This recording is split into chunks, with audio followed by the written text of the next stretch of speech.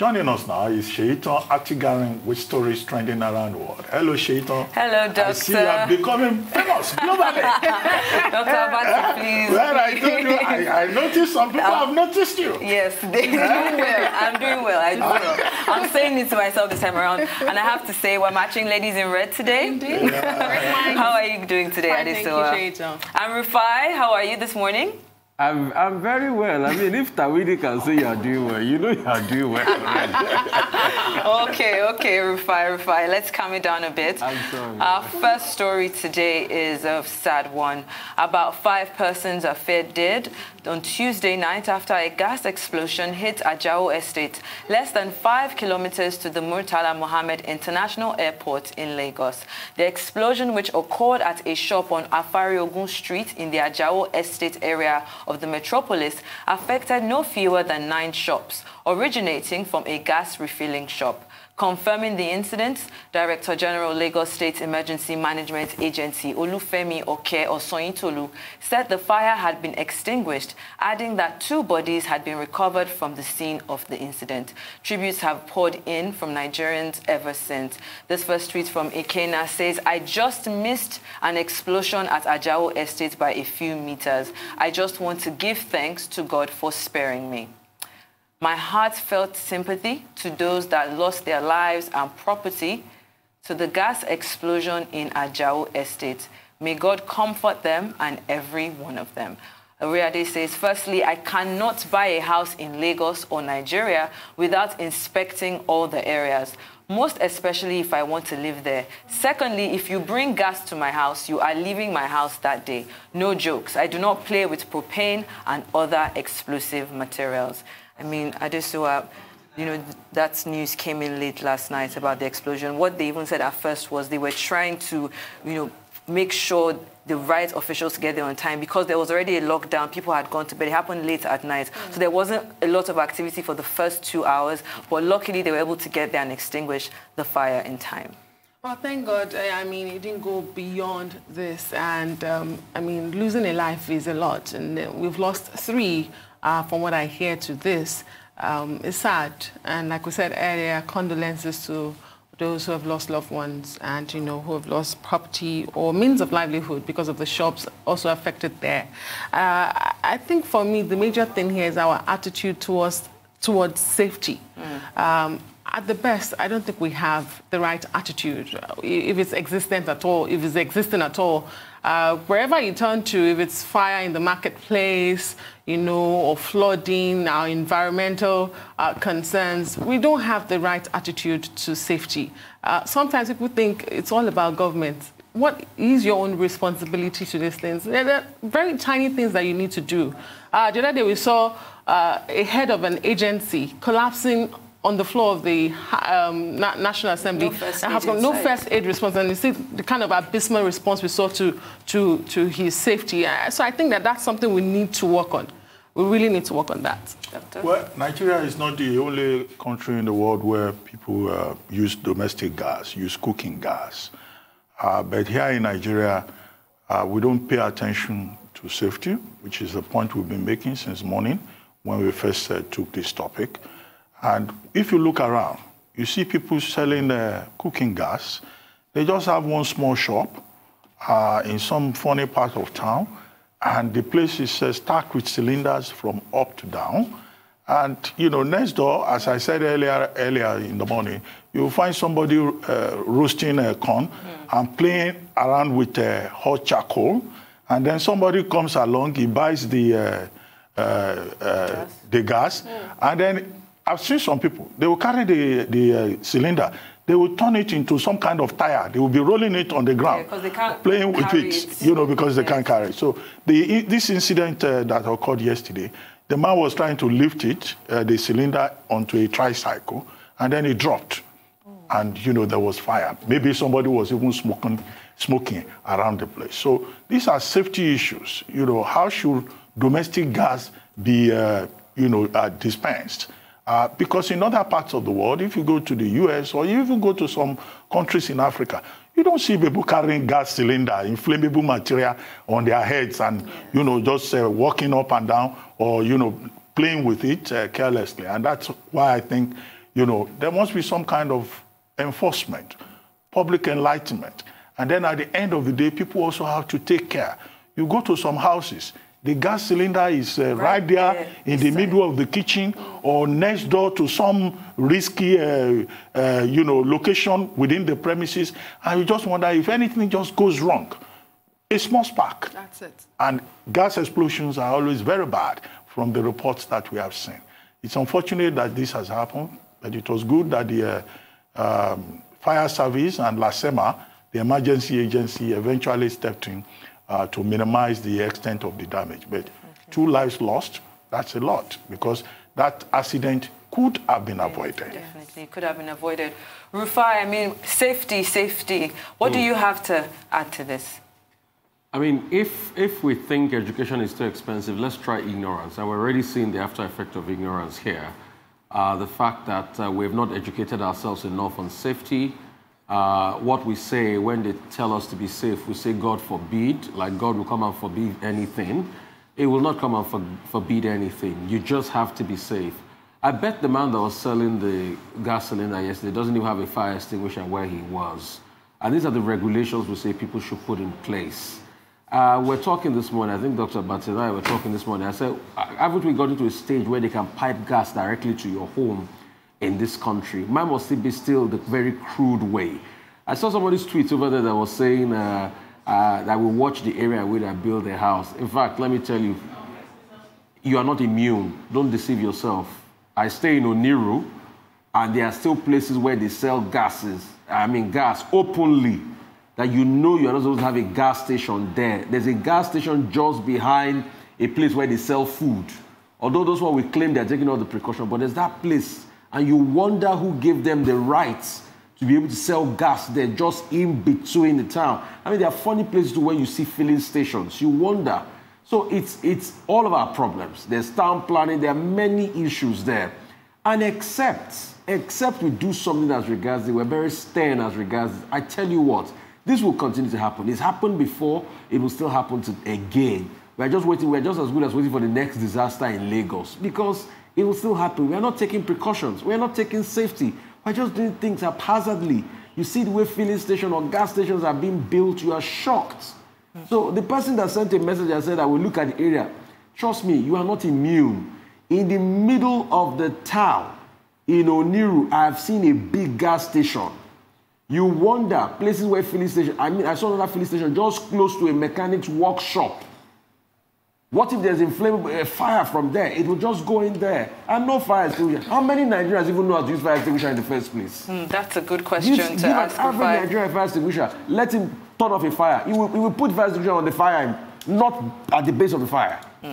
Rufai, definitely. I hope that the right officials can find the best way to separate where they dispense gas from residential areas.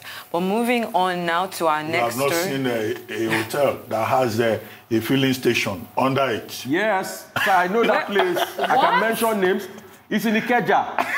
Anyway, don't mention it. Don't mention it. Just leave it. Off your mic.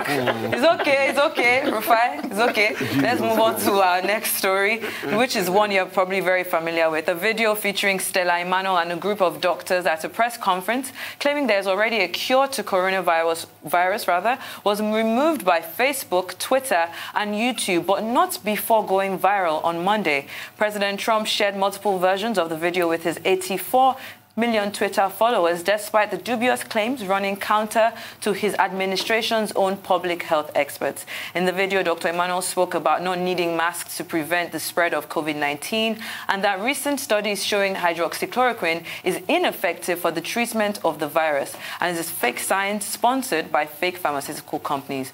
These claims run contrary to multiple studies on the malarial drug and advice from public health officials to prevent the spread of the coronavirus. She has since started an HCQ Works hashtag campaign on Twitter, saying that they are being attacked, ridiculed, and discredited and need patients to speak up. She has also asked people who have been cured by this drug to share their stories online using the hashtag. I have personally... Hello, I'm Dr. Stella Emmanuel, and of course, as you guys know, I'm the COVID doctor. I've treated over 350 COVID patients, and they are all well.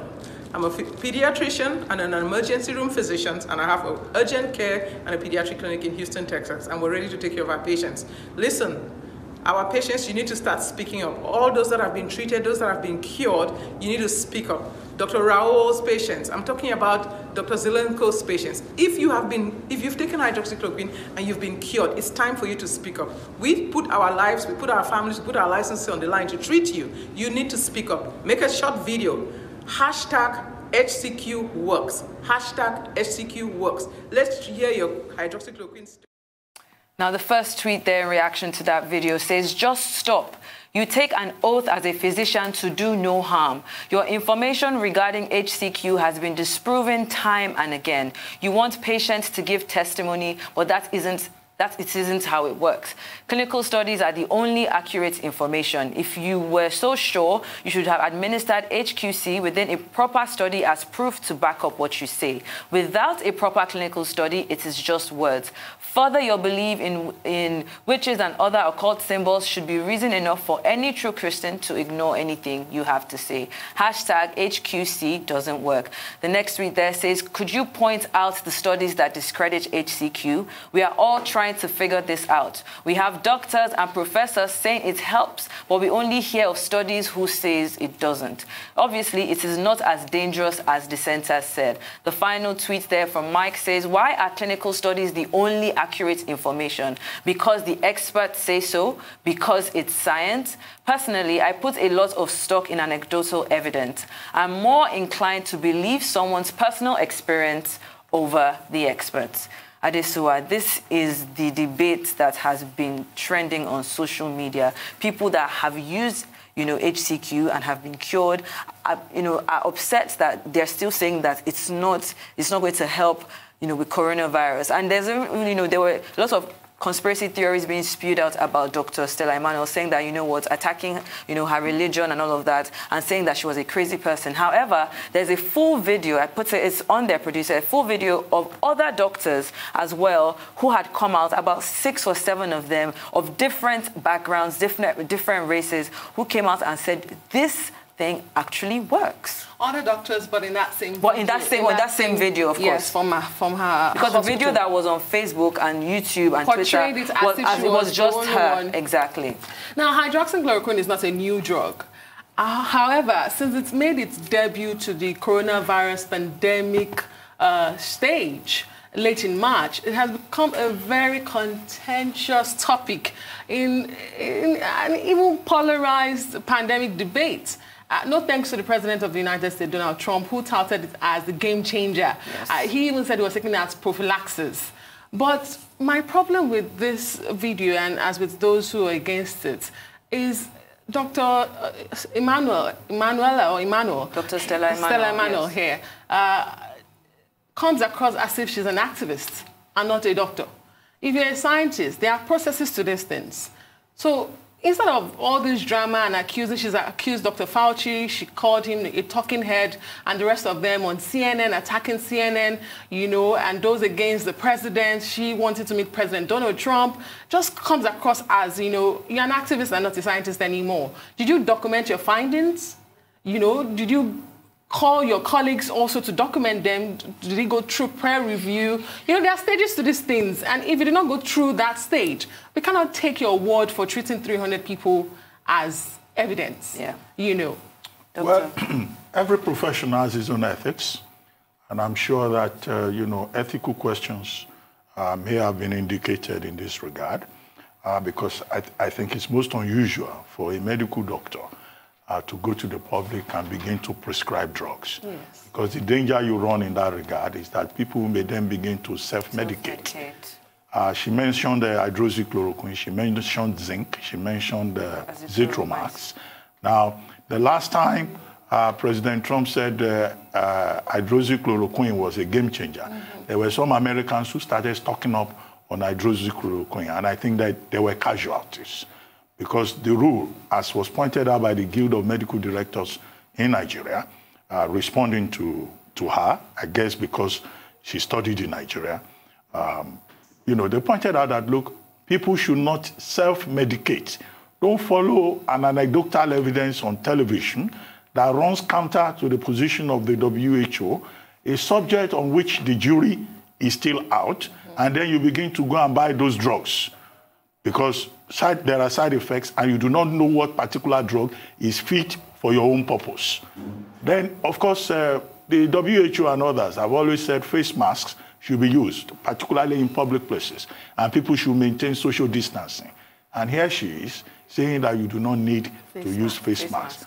Now, the last time I checked, the Guild of Medical Directors is still saying if you are in public, use face masks. In fact, in some countries, it's a crime. So we've not seen the end of this story because it's not impossible that the relevant board will call out to question in the United States. In a country where there is the National Institute of Health, where there is the FDA, the Food and Drug Administration, where there's also the infectious diseases team that is led by Dr. Anthony Fauci, who has come out to say that hydroxychloroquine is not established as a cure. So many of the statements she made came across as political, but we shouldn't be dealing with politics. We should be dealing with science, even if the point can be made that in some countries where hydroxychloroquine is being used, say in Senegal, for example, which has one of the lowest rates of infection, fatality rates in the world, 0.648%, compared to the United States that has a death rate of about 3.4%.